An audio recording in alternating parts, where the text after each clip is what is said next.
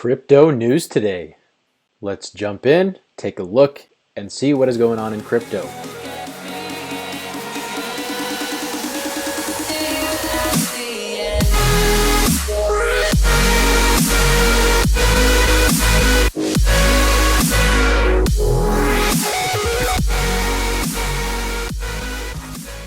Welcome back to Crypto Fitness. I'm Jay. If you like making gains, subscribe, share, hit the like, and if you want to take your trading to the next level, be sure to get on the waitlist for my course, Crypto Trading Secrets. Let's jump in and take a look and see what's going on in crypto today. All right, so first off, you can see that things are pretty bloody. Blood in the water today. We've got a few things that look like they're holding up strong. Theta, Polygon, looks like they've come up a little bit. Monero, AMP, Shiba Inu, look like they've gone up a little bit. Beta Fuel. And but most of all, most of these cryptos, most everything's just dumping today, just taking a massive dump. Bitcoin's been down 5%, Ethereum down 5%, Binance Coin down 4%, Cardano down 4.5%, Dogecoin down 5%. Love to see that. XRP down 5%, Polkadot 5%, Uniswap 5%, 6%, almost 7% for Uniswap. Litecoin down 5.8%. I mean, things are looking pretty bloody. Chainlink down 8.3% today. Pretty bloody for most of these projects. And Bitcoin dominance is at 43.6%, and Ethereum dominance is at 16%, and ETH gas is at 23 GWEI. Obviously, looks like Bitcoin is starting to pick up some steam against Ethereum. However, let's jump into the Bitcoin dominance chart and take a look. And I found a symmetrical triangle that the Bitcoin dominance is forming right now. You can see we've got a previous high here at 48.34. The low was down here at 39.80, and now we've kind of been consolidating. And right now, it looks like the Bitcoin dominance is about to head to the downside a little bit. Probably we'll see some support down here at $42 or so, that 42 area. And obviously, we've got a couple of bearish patterns here. We've got obviously a red dot here on market Cipher B for the Bitcoin dominance. Money flow is obviously thick in the red, and it looks like it's starting to curve to the downside or flatten out. VWAP is coming down as well, it looks like. RSIs are very, very oversold. It's been like this since February of this year. Bitcoin dominance has just been plummeting. And obviously on the market Cipher DBSI, you can see we've got a 12 on the DBSI here for market Cipher A and market Cipher DBSI. Looks like the Bitcoin dominance did break the EMA ribbon and it flipped bullish, but it looks like we are going to come down and test some of these lower levels. And obviously it looks like it has been trying to come up and test the, right now it's at the 50-day EMA for the Bitcoin dominance. But it looks like it's probably going to head to the downside here, probably consolidate in this area, and then come back up here before an imminent breakout either to the downside or to the upside. And if we take the target for this potential Bitcoin dominance, we take it to the top of the triangle, to the bottom of the triangle. If it breaks up approximately right there, it would give us a target level about 53.65, which looks confluent with the 200-day EMA ribbon. And then obviously, if this breaks to the downside, this could go, obviously way down here, 34.71. But there is a pretty strong level here at 39.68, the previous low of where it hit. Ultimately, I think with the consolidation, I think this is more likely to break up. Now, symmetrical triangles are neutral patterns, and typically they'll follow the trend of the previous trend. And obviously, it's been in a pretty steep downtrend for quite some time. But Bitcoin dominance, obviously, it's a little bit different, and it can pick up really at any time. So, in my opinion, I think this is going to break to the upside because typically the way crypto moves, Bitcoin moves first, followed by Ethereum, then followed by the altcoins and shitcoins eventually after follow suit. So I think if Bitcoin is going to have a leg up, obviously the dominance does have to go up, but it does look like as of right now in the immediate short term, we could see it just kind of come down and consolidate further into this symmetrical triangle. And so hopefully this triangle is validated. It's got one touch, it's got two touches down the bottom and now two touches on the top. So I think this is a pretty solid, two solid touch point data points that we have to go off of. So keep an eye on that. I will keep an eye on that for you. Be sure to follow, subscribe, and share so you don't miss any time I release these videos, important updates of the Bitcoin dominance. But that is going on with the crypto market right now. As far as bloodiness, if we take a look at the Bitcoin right now, you can see I've charted it here. This is the daily time frame. Obviously, things looking a little bit bearish. We've got the red dot here on market Cipher B. This is the Coinbase chart. We've got a 14 on the DBSI here for the bears, and looks like we're heading to the downside. Now you can see with my spider lines here. And if you don't know what spider lines are, again, get on Crypto Trading Secrets waitlist. I explain what they are, how they work, how you can do them yourself, and track these. And you can see that we've had two perfect touches down here. Literally, you can't get any more perfect than that, right? I mean, it is clearly this downtrend has been. There's clear support here at 30,000 and going up. If this comes back down, very strong support here, about 31.5 for Bitcoin. So if it does come down to these levels, I think it'll find support at 31.5 because clearly it's following this trend here, this trend line, the spider line that I've drawn. And obviously you can see that with the Fibonacci level here, we're holding. If we take from this previous swing low back in January of 2021 and we track to the swing high of the all-time high, right, 64, you can see that we are flirting right now with the 786 Fibonacci level. We got the 618 up here at approximately 43,000, and then the 786 is down here at 36,000 approximately. And you can see Bitcoin's just been flirting with that line right now. And obviously it's wicked down, but it's consistently stayed at that level. So an important level to keep an eye out for it. Now in the immediate short term, if we track our Fibonacci in the immediate short term to the upside, that's to the downside. We obviously it's from the swing high of the all-time high down to this new swing low down here at 30,000. Obviously the 618 would be up here at 51,300, and which is confluent with the, if we go to the, let me go to another Bitcoin chart. That is confluent with the target of this symmetrical triangle, right? Which 50,000 is just a massive level, but on the way up, you can see that we broke out of this symmetrical triangle, and this is normal. You'll break out of the triangle, you'll retest the neckline before continuation to the upside. So that's typically what happens. However, that doesn't guarantee that it's going to play out this way. And the other thing you want to keep an eye out for is this 50-day EMA ribbon coming down to test the 200-day EMA ribbon. We're literally days away from this potential death cross happening if it does play out this way. So that is something to keep an eye out for. And I put a long position here down at what am I? My long position I believe was like 35,400, something like that. I put a long position there. And so I believe this is going to go up ultimately, but we can't deny that in the immediate short term we are bearish. And another thing I want to point out is if we scroll back here, we take a look at market Cipher B, you can clearly see the downwards curvature, right? Because if you follow these red dots and chart them with a, just a line here, you can clearly see that we're experiencing some pretty harsh momentum to the downside. Now that's on the daily time frame. Obviously, like on the monthly, it's looking very bearish as well. If we go to the monthly chart here, you can clearly see that 18 on the DBSI is very bearish, confirmed green, red dot, headed to the downside, VWAP headed down, RSIs are headed down, money flow waves looks like it's headed down. I mean, this is just classic bearish signals. And there's a big level here at 24,800. So we could potentially see Bitcoin go down to that level. But hopefully we just consolidate. And if we go back to the daily chart, hopefully we just consolidate in this area right here. Hopefully we can hold 30,000, 31,000. And if you know the Wyckoff distribution, obviously this right now would be in probably the phase A of the accumulation or phase B of the accumulation phase of the Wyckoff distribution model, the Wyckoff method. Obviously we crashed down here in May. It's now June, and it's possible that we see the accumulation phase. Maybe we found a bottom, but maybe we found the top as well, right? Maybe this is what we do. Maybe something like this, where we just kind of consolidate in this area for a little while, maybe a few months. Obviously this is June. We've got July here, and then potentially August. Maybe that's around the time where we start to head back to the upside. And typically in the Wyckoff accumulation phase, that's what it looks like. You find a local bottom, you find a local top, you kind of just zig and zag between those areas for a while. And the Wyckoff accumulation, according to Wyckoff, this process can take anywhere from a few weeks to a few months to up to a year. So, we could be consolidating for a while.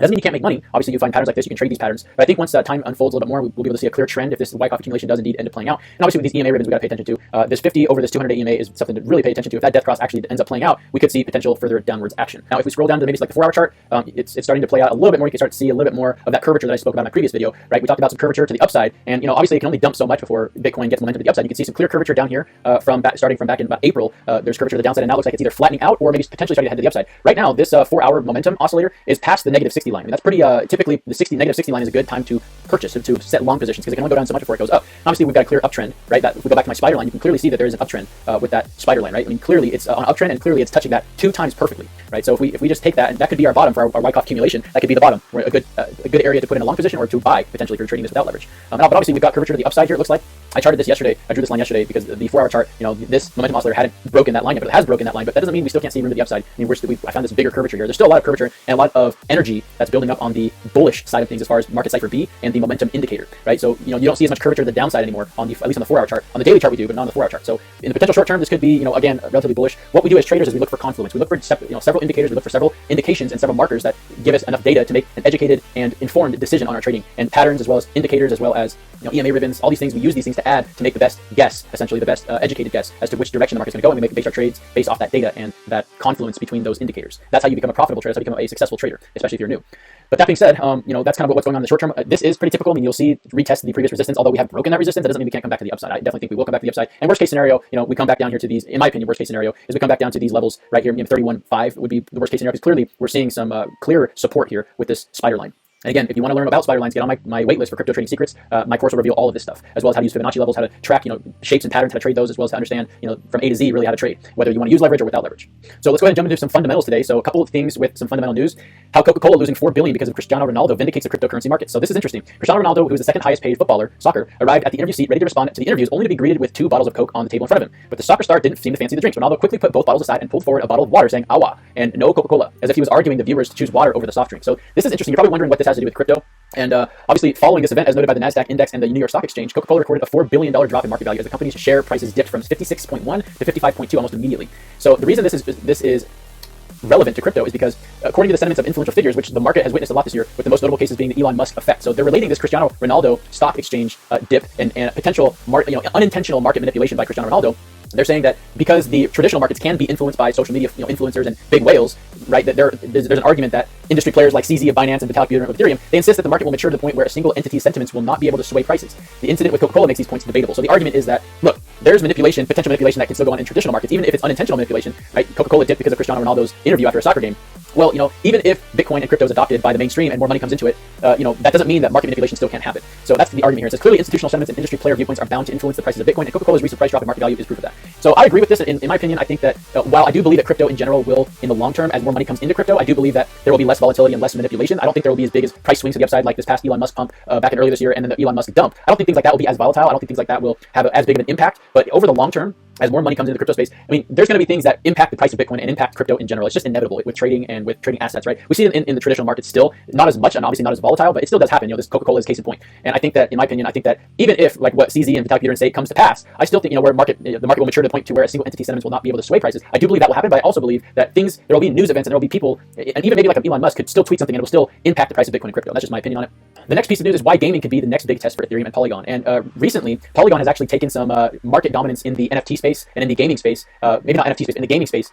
And this is just pointing out why. So rely on users performing transactions at cost to find a new home, one where the cost to the user is greatly reduced. This has caught attention of gamers and clubs with low fees. It is helping the Polygon network gain more users than Ethereum. And you can see that, you know, this with this screenshot here, the biggest games in the crypto space right now is Neon District, Brave Frontier Heroes, and My Crypto Saga, and they all use the Polygon protocol mainly because Ethereum's gas prices are ridiculous, and because of that, it makes it more difficult for gamers to be on these platforms, earn and spend on these platforms, and you know, transact on these platforms when they're using Ethereum with the high gas fees. Polygon's completely is a lot lower, obviously. So that's kind of the debacle here. But ultimately, the gaming industry is going to really be a massive market for crypto in general. Recently, Grand Theft Auto 6 announced that they're going to implement Bitcoin into their game. So another bullish piece of news for gaming and crypto. The next thing is that Spain's banking giant BBVA launches Bitcoin trading service in Switzerland. Now, BBVA is actually associated with the NBA, and I think they sponsor the NBA somehow. So this is potentially bullish because if BBVA, you know, is launching a trade, obviously this is just in Switzerland as of right now, but that could be, you know, opening the floodgates. So, you know, the dive into cryptocurrency ecosystem was preceded by 6 months of testing in which the bank certified the demand and interest in the growing asset class among its clients. The new service only involves Bitcoin trading and custody services with the aim of extending it to other cryptocurrencies in the near future. The service is only currently available to clients in Switzerland, as the bank noted in the crypto regulations in the country were well defined. This gradual rollout has allowed BBVA Switzerland to test the service's operations, strengthening security, and above all, detect that there's a significant desire amongst investors for crypto assets or digital assets in a way of diversifying their portfolios, despite their volatility and high risk. And later, this integration it will permit its customers to keep track of their crypto investment alongside other portfolios they maintain with the bank. Among other things, the integration provides the clients with a great advantage in terms of simplicity when it comes to trading, account statements, and tax returns, amongst others. BBVA positions itself as a benchmark institution in the adoption of blockchain technology. Over the coming months, we will continue to enhance and expand the digital asset offering. The service will be accompanied by real-time conversions of digital assets into euros or any other currency currently, and vice versa around the dock. So obviously this is bullish because, you know, if bigger banks are now starting to jump on board Bitcoin and adoption of Bitcoin and crypto, I mean, this is just kind of opening the floodgates. And in my opinion, because BBVA is such a big banking industry, a big bank, right, associated with things like the NBA, and obviously we know the NBA has their NFT platform, NBA Top Shots, I believe is what it's called. You know, it's just a lot of bigger companies and a lot of institutions are starting to jump into the crypto space, which is obviously going to be bullish in the long term. Now, another potential snowballing effect, Paraguayan official confirms in July we legislate Bitcoin. I mean, this is massive. Obviously, we know El Salvador recently, President Bukele obviously just announced that Bitcoin is legal tender in El Salvador, and obviously, new or South American countries are starting to follow suit and start to, you know, the snowball effect. The floodgates have really been kind of open. And not only that, but Panamanian Congressman Gabriel Silva laid out plans to present a bill on cryptocurrency adoption as legal tender as well. So again, I mean, El Salvador has kind of been paving the way, and my heritage is from El Salvador, so I'm very proud to see that El Salvador and our progressive president Bukele is really leading the forefront in the Bitcoin adoption. And this could, again, I talked about in my previous video, this could be a snowball effect to really adoption in crypto in general. But Carlos Antonio Helman has confirmed that new legislation in regards to Bitcoin will arrive in July. And so he says, this is Paraguay, July we legislate, hashtag Bitcoin. He tweeted that recently. And obviously, Gabriel Silva, the Panamanian congressman, believes Panama should not trail other nations from the region that have already taken steps to legalize Bitcoin. And obviously, naturally, he means El Salvador. The small country located in Central America has been the leader in terms of Bitcoin adoption. So again, this is just obviously bullish in general, as I predicted this a few days ago. As soon as we see El Salvador, in my last video, I said, you know, this could be the floodgates opening for countries to adopt Bitcoin and real mass adoption in the world. You know, once these news lines make headlines, it's just a matter of time before other countries jump on this opportunity. And I'm proud that my heritage in El Salvador, even though it's been a struggling country, I went back there a few years ago in 2011, and I saw the volcanoes myself. There's also volcano clean mining that President Nayib Bukele is constructing and in the process of creating mining operations that are clean from volcanic geoseismic activity and using the geothermal effects to essentially mine Bitcoin. And it's really fascinating. It's awesome. I think it's great for the country. Even though there's a recent news article that came out today that said a lot of the entrepreneurs in El Salvador are not really liking this whole adoption of the Bitcoin because it kind of interferes with the way they do business now. But, you know, it's only, you got to adapt, right? And obviously, in my opinion, this is bullish in general because more countries adopting Bitcoin and crypto in general, I mean, it's just going to catapult and set off a chain reaction for future countries.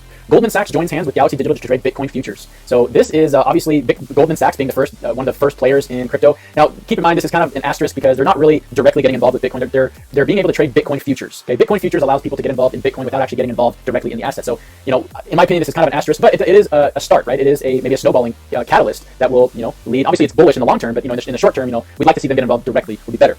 But ultimately, other firms such as Morgan Stanley and PayPal have also come to support Bitcoin as of late. And obviously, Blockworks tweeted just in, Goldman Sachs has begun trading Bitcoin futures with Galaxy Digital. And as per the agreement, Mike Novogratz, cryptocurrency firm, will function as the bank's liquidity provider. And the official announcement said Goldman Sachs has started trading CME Group's Bitcoin futures in partnership with Galaxy Digital. Our goal is to equip our clients with the best execution, pricing, and secure access to the assets they want to trade in 2021. This now includes crypto, and we are pleased to have found a partner with a broad range of liquidity venues and differentiated derivative capabilities spanning the cryptocurrency ecosystem.